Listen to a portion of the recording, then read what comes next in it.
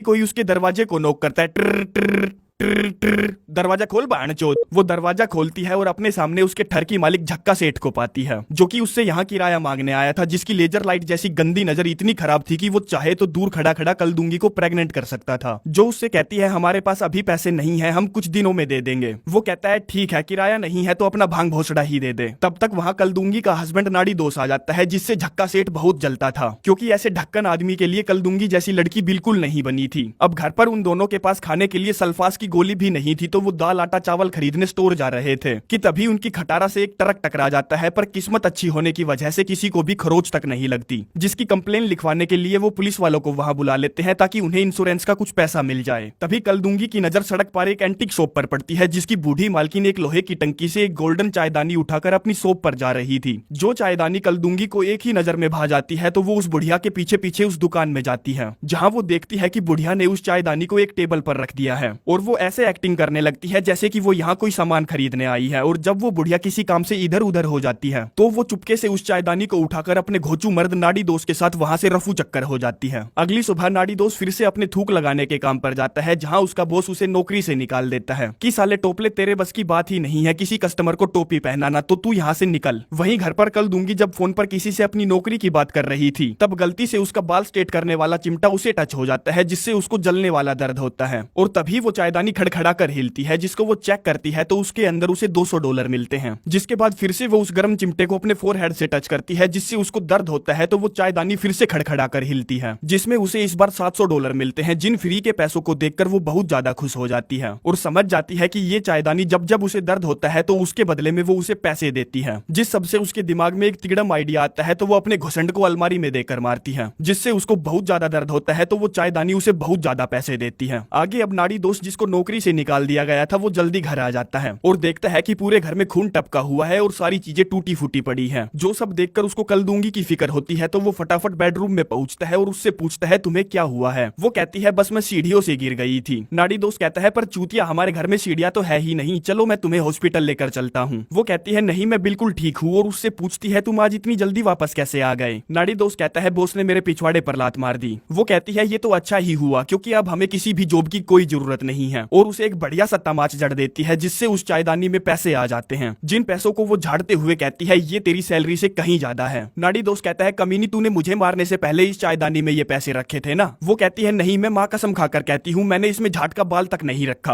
और उसके आंडों पर अपना घुटना पिला देती है, जिससे नाड़ी दोस्त को बहुत ज्यादा पेन होता है, तो उस चायदानी से बहुत सारे पैसे निकलते हैं। जिसके बाद वो अपने निठल्ले हस्बैंड को बहुत बढ़िया से रगड़ती है और चायदानी से पैसे निकलते ही रहते हैं। जो सब नाड़ी दोस्त को ठीक नहीं लगता, तो वो कहता है हमें नौकरी की जरूरत है और ये कोई नौकरी नहीं है। कल दूंगी कहती है छोड़ना यार, नौकरी करके वैसे भी तूने क्या उखाड़ लिया, आज तक हम गरीबी में अपनी घिसवा ही रहे हैं, ऊपर वाले ने हमें ये चायदानी का एक तोहफा दिया है और हमें इसका फायदा उठाना चाहिए। और अगली सुबह जब वो उठती है तो देखती है कि वो चायदानी उसके बगल में नहीं है, जिससे उसको बहुत ज्यादा गुस्सा आ जाता है, क्योंकि नाड़ी दोस्त उसे वापस उसी एंटीक शॉप पर देने गया था, पर उसकी किस्मत खराब होने की वजह से वो एंटीक शॉप परमानेंटली क्लोज हो चुकी थी। अब शहर में ही एक एंटीक चीजों का शो चल रहा था, तो वो उस चायदानी को लेकर वहां जाता है, जिस चायदानी की कीमत $5000 लगाई जाती है, क्योंकि उसके ऊपर 24 कैरेट गोल्ड की नक्काशी की गई थी। जो सब कुछ टीवी पर एक चीनी बंदा जिसका नाम लोड़ा यासी था देख रहा था, और वो उस चायदानी की जगह को अपने नक्शे में पिन कर लेता है। वहीं नाड़ी दोस्त उस चायदानी को लेकर वापस अपने घर पहुंचता है और अपनी वाइफ कल दूंगी से वादा लेता है कि वो चीजों को आउट ऑफ कंट्रोल होने से पहले इस चायदानी को कचरे में फेंक देंगे। जिस पर वो कहती है ठीक है, मैं तुमसे वादा करती हूँ $1 मिलियन